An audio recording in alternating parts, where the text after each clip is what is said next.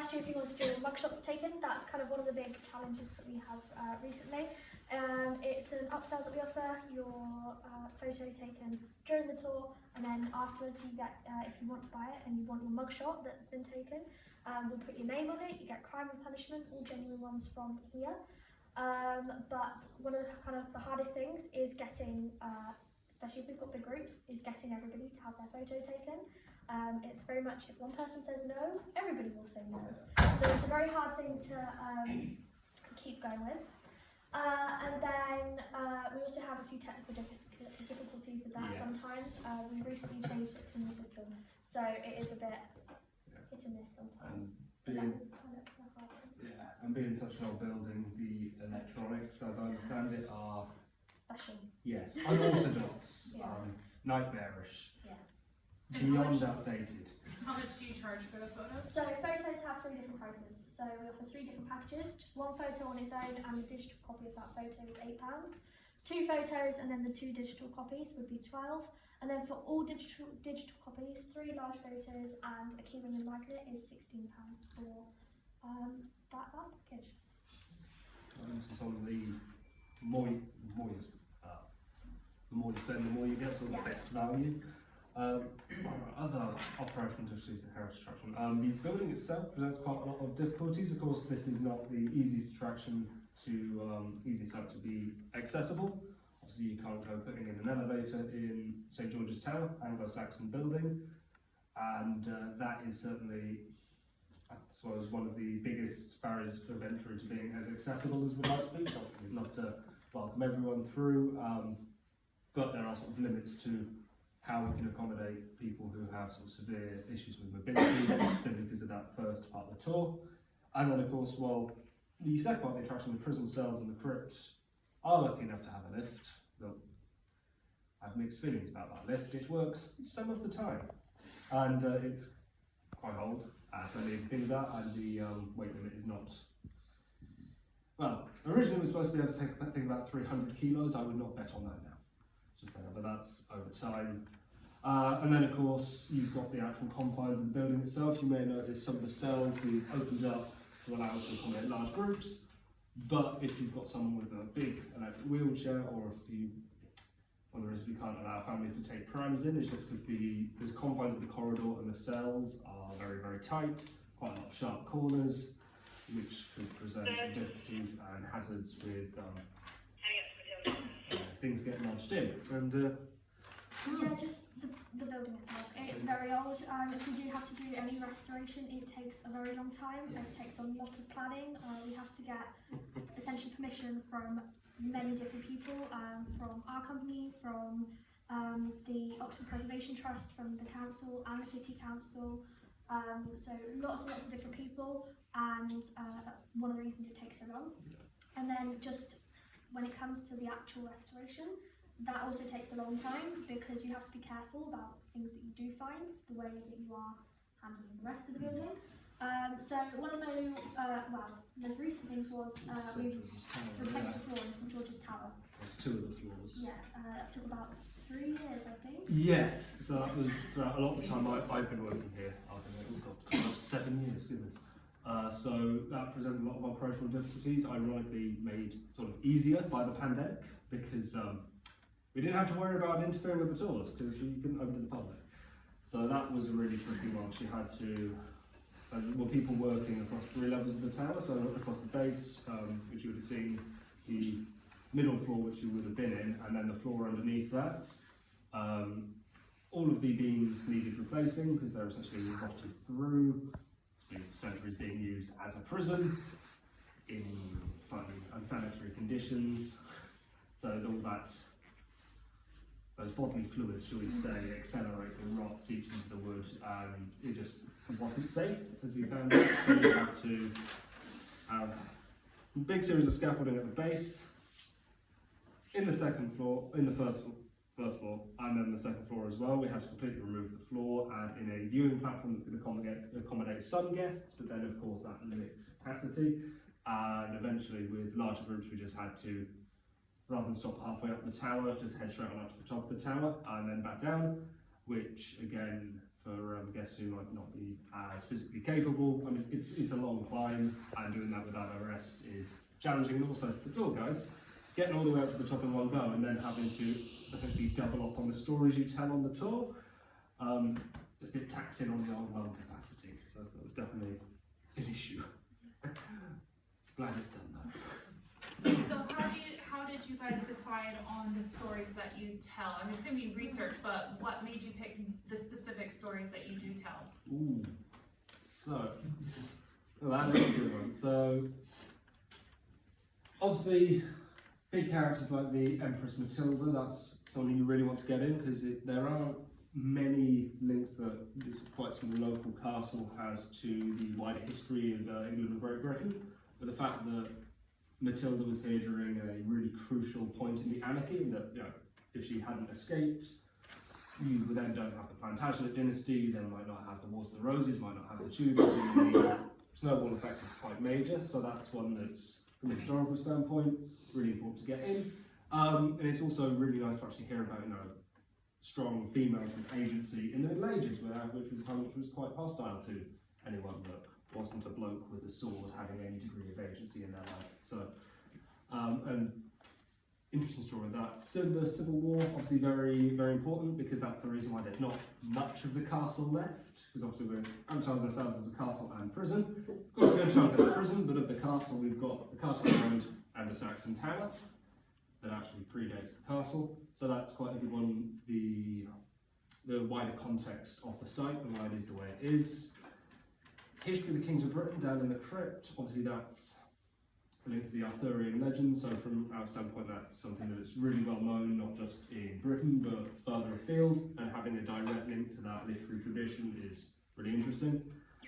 Then with the crypt as well, the Collegiate Chapel, obviously the link to the university there. When most people think Oxford, they think Oxford University, so having a link to that tradition of education again draws a lot of interest. I mean, Roland Jenks was just a bit of a character. I mean, and you know, who doesn't love a bit of gruesome history involving mutilation? Mary Blandy, more local history. She's quite well known in the area, sort of infamous murderess, and guessing a love story, a bit of human interest in there. And then the Victorian prison, again, you've got that human interest. You start having the photographs, the mugshots of actual people, start making the history that bit more tangible. And that's what brings things into the 20th century, what we more recognise. One story that we sort of had to omit since the time I've been here is the story of Anne Green. She used to feature quite prominently on the tour, but that story is, to be frank, just full of potential triggers for quite a lot of people, because you've got teen pregnancy as a result of likely sexual assault. Then you've got late-term miscarriage, so stillbirth. Then you've got a child being hanged for infanticide when she just miscarried. And then she doesn't die and is revived on the dissection table as they're about to start cutting her up for study. Does have a happy ending. She's then essentially pardoned, but of course you've got to get through quite a lot of potentially very upsetting content to get to that. And especially if you've got children in the group, it's just a can of worms that is just sort of worth steering clear of to avoid potentially causing a lot of people a fair bit of distress. So that's one that we've had to step back from a little bit in recent years. Some of those stories still feature in our more sort of adult events, like our scary events, like at Halloween on our spooky tours. But again, you've got to be careful of how you tell those stories to make sure the history is being handled sensitively. And one fact that often gets mentioned on the tours we don't really go into detail with is the last hanging in Oxford Prison, which was 1952. Yeah, well, thank you. Excellent. We don't mention that chap's name because he still has living relatives in the area and his body is literally still buried somewhere around, not necessarily around here, but somewhere on site. It's executed unmarked grave, and the family declined the opportunity to claim his body when they redeveloped this site in 2006. But again, it's 2003, roundabout. So sensitive issues you sort of have to steer clear of and handle delicately. Do you have, within the narrative, do you have any kind of playful speculation where you don't have enough evidence to really tell you the whole truth? Yeah, definitely the Roland Jenks story. So when we talk about it being a curse, and how everybody, well, most historians think it was a disease, which is typhus, and how that doesn't really add up because not enough pieces connect. That's quite a speculative one because, like I said, we don't really know the full details. There are more speculations of what could have happened, which don't necessarily involve curse or disease. But there's just not enough evidence for us to make a properly informed decision. And obviously you've got what evidence was recorded at the time. Obviously you don't have the deaths recorded of women and children, but whether that's just patriarchy being a patriarchy and not recording those, or whether it was just it was a short-term disease and just infected the people that were immediately in that room. I said there's not quite enough evidence to know for sure, but in the 16th century they certainly believed that it was a curse, and it coincides rather interestingly with Roland Jenks then leaving the country in a great hurry. So it's speculation for the sake of making the story flow and being entertaining, but really the fact. Yeah. Why does so in the exhibition space there's reference to the plague, the Black Death, and then you reference it with the monk in the crypt, but then it's not referenced anywhere else, and that's a really prominent theme for most visitors. It's a prominent theme at, say, Mary Key's Close. Yeah. So is it not duplicating a competitor attraction, or is it just not a strong story for here? It's probably a bit of both, really. Obviously, you have with the sort of medieval Black Death, it was, while it's a compelling story, it's not necessarily a distinct story to location, because it's just people died everywhere. And there were no, as far as I know, there were no specified plague pits here at the castle, so it doesn't really relate other than It would have been going the on. story. Oh yeah, it would have been going on, but It's not. there's not mass burials And, or plague pits there. The ghost stories are one where Bit fun. yes, where people, certainly prior to my time working here, have playfully speculated to the point where it just became ingrained. Certainly one that I used to tell on my tours until I found out from one of the people who used to work here, now was with one of the theatre companies that come here in the summer, that he just fully made it up. Which admittedly did then give me a lot more creative license for the spooky tour, because I'm not a believer in the paranormal. I've worked too many ghost hunts to have any patience for it. We're signing up for the Spectre tours. Go The Spectre tour is fantastic. That's very entertaining. Absolutely do that. And the spooky tours that I write are fantastic, if I say so myself. But it's the kind of corporate event. yeah, one of where the they rent out the site yeah. and they do their own ghost hunts. But then you have these sort of paranormal investigator people. You have Gladys from Essex introducing herself to you as a psychic medium, and you've just sort of got to be very polite, like, yes, I'm sure you have superpowers that keeps me realising it's 3 in the morning. Which they're not our favourite to work, but they do bring in a lot of friends. So you rent out the building for paranormal investigation. Yeah, and for we do a corporate lot, hire we as do, well. so yeah, as we just said, corporate hire. So that's one that's most popular over the Christmas period. We get lots of companies renting the site out from us to run things such as our murder mystery events or our jailbreak events, which we offer with different kind of package levels. So one's Catering, disco, yeah. alcohol, things like that. And it is just a bit of fun where our tour guides get to act if they like doing that. And then also the people who rent from us can have lots of fun, buy lots of drinks, and just have a nice Christmas evening.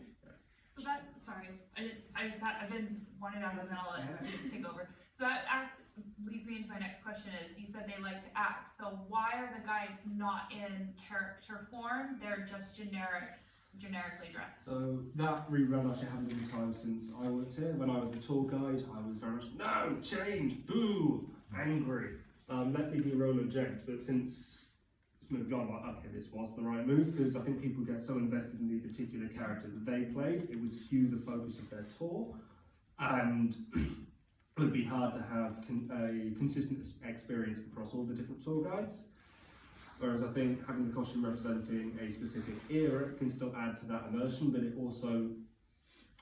allows the tour guide to kind of, not necessarily if they want being character, but if they want to, you know, be themselves and have a human interaction, there's not that sort of barrier where you've got like great character. You can just sort of be yourself, which I think overall I believe it has improved the experience, despite the initial resistance I had to that idea. Yeah, so we do still have some tour guides that, whilst they're not specific characters, they will be kind of fully in the I'm a prisoner, I'm not allowed to leave prison, and they make it very. They often do that. We've noticed with if there's families on the tours, it just makes it more fun for the kids and school groups as well with younger children. Do you find that because the centre and the exhibition and everything is embedded in an area where it's just got lots of other businesses? You know, you've got the hotel right next door, and you've got restaurants and hotels, you know, everything here. How does that help or hinder you? In a way, it can help. We've got a lot of partnerships like the Malmaison. They get a discount when they remember to tell their guests that they get a discount with us. We've all had to do refunds where like, oh, I was staying at the Malmaison, so I should have got discounts. Like, well, yes, but they didn't tell you that, and now it's inconveniencing me slightly. But they've gotten better at that. We've got our reservations relationship under Catherine, who's doing a fantastic job building relationships with various companies, various other attractions, hotels across Oxford, which has been really, really useful to. Yeah, I was going to say, sorry. The restaurants is quite a good one as well, particularly over here where you've got like Sabates and Prezzo and things. If it's the summer, people will often go over there for lunch and then they'll just kind of wander over here, happen on it, and be like, oh, we'll do this because we're here now. So that's quite a good one, especially over the summer when it is a lot busier. However, I would say that in terms of hindering, one, I don't know about you, but personally I found Wetherspoons. We are very close to the Swan Castle, and so if it is a very nice hot sunny day, lots of people will just sit out there and drink, and then they'll wander this way, kind of happen upon it and try and come in. And if they've had a few, that is kind of a bad one, because stairs. Yeah, and you can't really know how they're going to be on the tour, so to go with a load of other members of the public, that's one that I would definitely say. I've had that pulled back from my times in tour guide when I thought this gentleman was wearing some aggressively strong cologne. Turns out he was absolutely plastered, and he was sort of nice enough, but he was quite a big, scary looking guy, and some of the kids on the tour were getting a bit like, okay, why is this enormous man acting strangely? So we had to essentially remove him from the tour. He was fine about it, but yes, and drunk people can be the word I'm not going to say in front of a lot of impressionable students. As well as other attractions, I'd say we are currently quite out of the way from other attractions, so that does make it harder if people have just kind of wandered in and want to go on a tour, but if we're having a really busy day, the next available tourism will be for an hour and a half sort of thing. And they actually have another tour booked at, say, Christchurch. That tends to be a bit of not an issue, it definitely hinders, because then they'll be like, oh, well, we've already booked that, we're going to go and do that. We might come back, and often not we're going to come back, so that is definitely one that. That's why we sort of really have to, this year, especially this financial year, we've really been pushing for online booking, so we've introduced cheaper tickets that you can book online. We've introduced a flexi ticket that allows 2 free rebookings if they book in advance, up to 9 a.m. on the day of their visit. That's the one. So still very good, still double checking details. Because we want to drive the pre-bookings, because as I say, sometimes if we're busy, we can't necessarily accommodate as many walk-ins as we'd like, and we want to have that guaranteed business in. And our marketing team, Jonathan, the whole marketing team right there, does a fantastic job of putting our name out there, getting us sort of recognised, making sure we're top result when we search Oxford Castle, and to try to generate those online sales. Okay, like approximately how many visitors do you get, in your peak period in a month? Yeah. So, off the top of my head, I don't know, because in the peak period we have lots of sort of additional things going on as well. So as well as the regular tour, we'll have events for children in the holidays, and then over the summer as well, we'll get a lot of revenue from the language schools that come over. And they do a slightly different tour outside, which means we can run more of them because they're a little bit shorter, and they just happen more often in the day. So that definitely builds up. And with larger groups as well, when you're not confined by the small building, rather than having a maximum capacity of 20 or 25 if we're pushing it, you can have 50 kids on a tour, nice loud tour guide, take them around, which is really, really useful. So, that is one we definitely should have checked. That is, it's So in the summer, currently we run tours every 20 minutes. We have a maximum of 20 people on the tour.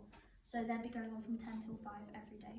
So we've definitely had days where every single one of those tours has been full. We've had every single language tour that we've run outside fully booked as well, with upwards of 50 to 70 kids on board. So leads into our operational difficulty with trying to actually grow business, because obviously there's only for a long time we'd only ever run tours at maximum for sort of 20-minute intervals, whereas this Easter and hopefully this summer, if it doesn't all go horribly wrong, we're trialling tours every 15 minutes. So we've had to think operationally about where the tour would be changing over in the tower, rather than swapping at the base. And hopefully one group will be in the room, the other group will be coming down the stairs, and there won't be any crossover. In theory, it will run more smoothly. We're able to run more tours and get more guests through the doors. See if it works. I worked at Mary King's Close and we went from 15 to 10 and it was interesting. Yeah. Ow. Yeah. So, as I understand it, you guys are insanely busy. Yeah, especially, I mean, they're busy all year round, but especially during Fringe because they're right on the Royal Mile. So then it's chaos. Do you benefit from when the site diversifies over, someone does like the Shakespeare plays and things? Is that part of you, or is that just that they've given them that space? That's a profit share done with us. So the more tickets sold, the more good for us.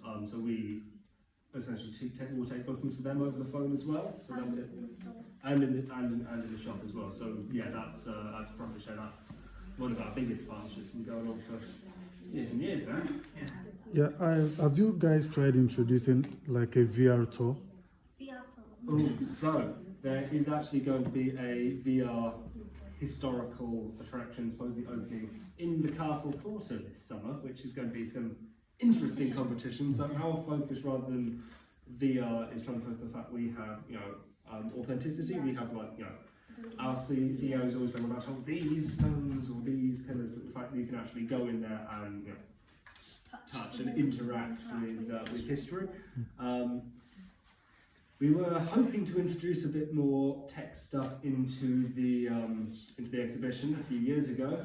We were all looking for when we had the padded sail projector. That was the first little bit of what would hopefully have been more investment, and then COVID happened, and it was all sort of pulled back, or trying to just retain jobs, conserve the business, and we've come out of that very well. We had absolutely smashed it last year. We did really, really well. But it was certainly a challenge, and certainly means that bit of investment, a bit of development has been pushed back, unfortunately, which is a shame. Yeah. Do you find that, unfortunately, because there's empty units on the Castle Quarter, that it doesn't, I mean, if they were full and you had restaurants and bars all the way around, it would draw more people to the quarter? Exactly, I think Yes. Yeah, absolutely. as far as I know, that was the original plan. It was all kind of going to draw everybody in. You'd see all the shops, you'd see all the restaurants, you'd have a nice time there, and then if there's an attraction, we'll go to that as well. And for as long as I've been here, most of them have been empty. Yeah. So it's just not had that kind of pull at Yeah. all. I think the other part of it was when you come through the Castle Quarter, there's a bit when you could then cut through the exercise yard and then you'd come out in this direction, and it made it kind of like another extra bit that you could have a look at as you're getting here. And I've definitely found that people don't even know the exercise courtyard is there, that you can have a look around. So that is definitely something that's kind of... It was meant to be a development that would bring a bit more of the centre of Oxford to here, which didn't work. The Westgate, obviously development, it sort of both helps and hinders, because obviously it draws most of the footfall to there. And then it kind of stops. Yeah, but more is trickling down from that than used to a few years ago when the centre of Oxford was, further afield. Isn't the manager of the Westgate also the manager of the Castle Quarter? Brendan? I don't know that. That. Yeah. Okay. Because I just thought it would have benefited him as the site Quite manager possibly, to bring yeah, but, to make sure um, that the places were let, that which is- would then in turn benefit you. Yeah. Yeah, that is where the I think it's been called the Oxford. I'm not sure. It's not Oxford Story, but No. something similar to that is going to be in those units over there. Oh, the So- VR, the VR Johnny, thing, the Oxford yeah. So it's kind of something. hoping it would draw people into that and Yeah. So But, yeah, there are plans for it. that's it. But it's a council plan, it's not a continual Yeah. plan, Yes. so really, it's not up to you guys, you're No, just it's not. along for the ride. If it was up to us, we probably wouldn't have wanted another heritage-based attraction Right. on our doorstep. But you know what? Come get some. We'll be fine. So in terms of competitive advantage and competition, who is your biggest competition? Ooh, Is it in Oxford or is it outside of Oxford? Is it London possibly? I think a lot of the sort of attractions in London, obviously with the numbers they can just expect from being the capital, it's sort of kind of like a different league. Mhm. But with Oxford, it's generally the university because they own so Pretty much. everything. So yeah, and they're obviously that famous name. They draw in a lot of interest. They've got walking tours out the wazoo. Yeah. Yeah. Yeah, a lot of people. That is a question we had quite a lot over the summer. People would come on the tour and be like, "So where was Harry Potter filmed?" Like, not here. We have Inspector Morse, Yeah. not Harry Potter. Mean Girls? Not Yeah, Mean Girls. not No, Mean Girls, Bad Bad Girls. Mean Girls is good though. Tina Fey's awesome. That was a theme of conversation on the tour. Yeah. Yes. That goes in Brad Pitt. Yeah, Brad Pitt. We have the infamous Brad Pitt steps. Oh, So one of the interpretation exhibition boards that tells you all about the things that were filmed here is right on the steps. Which means We that are trying to. you're looking called down to the desk to sort something out, or you'll be having to go to answer a first aid incident, and you've just got to kick Gladys out the way while she's Through lurching over Brad Pitt. brackets. Yeah, so we'll be moving that at some point. Yeah, it is definitely university, I'd say. Yeah. And then I also think, possibly in some way, the kind of the London Dungeon sort of thing. I feel like a lot of people read Costume Tour Guide, Guided Tour, and they come here kind of expecting that. And when it isn't dramatics and it isn't lots and lots of gore, it's a historical guided tour. Yeah. I think some people are a little, oh, this isn't quite what we expected, because I think the London Dungeons have set quite a kind of Yeah. They've got their expectation niche. for that thing. Yeah. And with it being places like Warwick Castle as well, where they've got the London Dungeons within the castle, Yeah. I think some people definitely do expect that. And Right. it's- So they're lucky enough to have a castle that wasn't exploded. Yes. So it gives them opportunity to run events that we don't have the capacity to run. I'd definitely say that is kind of a limitation we have. So we do have the castle, but we also don't. So it is kind of hard to run castle themed events because, especially young children, they go to these places expecting to see a big castle, and it is more prison than castle. Do you not find that a lot of people, and I know this because I'm an Oxford resident, Oh. so a lot of people think that County Hall, with its creations, Yeah. is the actual Yeah, castle. Yeah, we do often get people looking up on Google, seeing that there's parking within the hall, but that's for people that work there, nothing to do with us. And then they'll try and be like, yes, there's parking on site. We're like, no, there's not. Yeah. We have had definitely, in terms of deliveries as well, we do actually get delivery drivers that are like, I'm outside the castle. Yeah, kind of got So, big fudge delivery. But we delivered the car. They delivered it to Preso. so yeah, it definitely is kind of it's hard. And also, it kind of not quite reverse, but we get people come in and be like, I'm staying at the hotel, and they kind of expect this to be the hotel check-in. And because they kind of look at it, they're like, the prison is the hotel, so then the whole building is the hotel, and it's not, we're two separate things. Or they try to park in our courtyard because they've missed the turning. That's another issue. Just parking and Oxford in general with the motor car. That presents a lot of operational difficulties. It's why one of the reasons we've had to really tighten up our T's and C's this year, because the amount of times you have people call in because they, I was booked on for this tour, but I'm going to be 45 minutes late, so I didn't think to check Google Maps, so now I'm stuck in traffic in the centre of Oxford, now let's park. But before we moved them over, but obviously operationally that was costing us a lot of time and money because you're then losing spaces on tours that you could have had filled. So we introduced the rebooking fee if there's space, and we just flat out saying, sorry, no, if we are fully booked, because we can't be responsible for everyone getting in and out of Oxford. But in terms of Oxford residents, we are trying to bring more Oxfordshire residents to visit the castle. I feel like not many people know it's here, and people that do. Some people do still come in and be like, oh, I didn't know you could actually visit it. The last thing I knew, it was a working prison. Yes, that was about 25 years ago, but I think not many people make the connection between you can actually come visit it. So we do promotions. For example, in January we did the Oxfordshire residents got 25% Yeah. off each ticket, provided you could prove your postcode, so just bring your driver's I did very license well, and actually. Yeah, and it brought in a lot of people, and it also made January quite a busy month, which was good Yeah. because January tends to be quite quiet because it's the middle of winter and it's cold. And so the Malmaison has the other part of it. So 2 questions. 1, do you work with them to do maybe tours in that part? And then 2, when and how and why was the decision to split it and make it into 2 separate businesses? Why not keep it together? I think, well, this is speculation, because obviously this all happened when I was in school. So I can imagine with Malmaison, it's a big company, well-known name, and it's bringing a niche into the centre of Oxford, particularly this part of the centre of Oxford that wasn't there before. You know, a high-quality, high-status hotel with a interesting, unique selling point.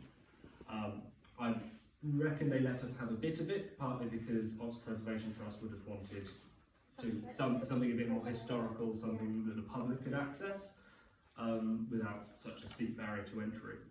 As for the what was the other question, which I actually knew the answer to and now can't remember? Do you do any like special tours Yes. with that bit? We used to, quite often with one of the tours we had set up was to go to Brookshire, particularly history students, where we'd take them inside, show them the cell that they were contractually obliged to leave, not a hotel room, and show them the interior of the Victorian prison. But since COVID, they have been distinctly, Not okay with that. yes, they've been much more difficult with it. Before, they'd be fine with us at the end of the tour saying, and if you want to see what the inside of the Victorian prison looked like, just head on into the Malmaison and let me have a look. I tried to get us to be Yeah. able I know. Yeah, and it was they didn't like Yeah. struggle bus trying to get just someone to answer me. Yeah. Yeah, because it's something we miss being able to do that for people. Yeah, it's definitely a helpful thing because then you can see kind of, because we left it pretty much as we got it in 2006, which is as it was left in 1996.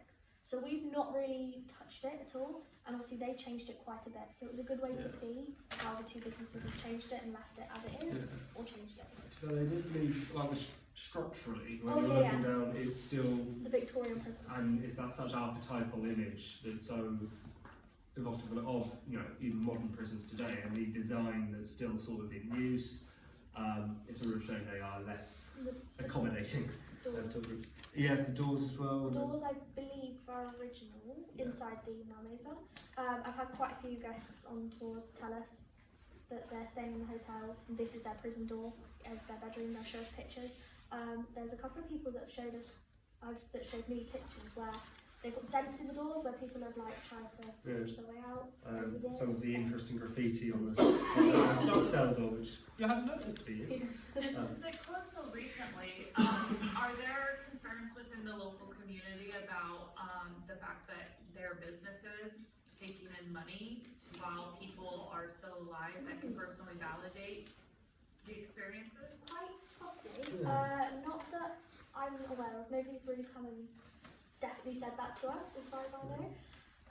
What we do get a lot though is we do get people wander in and be like, "Oh, I used to be a prison head," and they'll be like, "Try and tell us random things," or they'll be like, "Can I go visit my cell?" And I'm like, "Not really." Yeah, it's, So we do get people come in and they're quite interested. I found they're quite interested by the fact that their old prison has turned into a tourist attraction and people want to visit it. there's a chap we had visit us recently, John Kamara. Really tragic figure because he spent 20 years in prison for a murder that he didn't commit because the police withheld evidence. So he only spent about a month or so here, but I think there's our prison is one of the only ones that he's staying at that is Now open. now open to public. We're working with him to try and Sort of get his story told out there. So we've got a limited big blown-up photograph. I think it used to be his coffee table of his prison documentation with all the stamps. events. So he was very interesting to it actually. You can see the long-term effects of imprisonment on someone, which is quite harrowing. Sort of what we do. We want to be respectful of the history, but since meeting people like Kamara, it's been interesting to try to think how we can have a bit of focus on the contemporary history and the long-term effects of imprisonment, which is something we've not quite done, but would be interesting to try. But you've got to be careful when you're dealing with modern history. So I sort of raised this with my general manager, having a chat with him, and there are quite strict rules about how much detail we go into. Again, that's why we can't really mention the last person who was hanged here because of the modern links. But I know there were a fair few interviews and things done with former prisoners when they're sort of setting this attraction up and sort of figuring out what go into the script, what content they cover. We've got a few of them playing in the exhibition, so I think a lot of people are happy to talk about their experiences and to have those recorded. Do you utilise all of the space that you have? Because from my perception of where we were walking, you seem to have like maybe another 2 or 3 floors above us. What's that used for? In the tower, in Debtors Tower, we do have 2 more floors, but we have no storage, so we do use those for storage. There is, in terms of the prison wing, we use every single space we have available. All of the cells that we have open are cells that we can open. All of the cells that we don't have open are used for storage, Or electrics. or electrics, or The lift. yeah, things like that. We definitely try and Space is at an absolute premium, so in order to put on the various events that we do run, especially if the children event, it's pretty much what the top floor is for events and Christmas, because trying to transform a former prison into a winter wonderland to a Christmas trail, it's doable, but it is difficult. Ah yes, Christmas. Not Does felt anyone that have one, any more unfortunately. questions? Any questions about visitors, operations, interpretation, voice participation?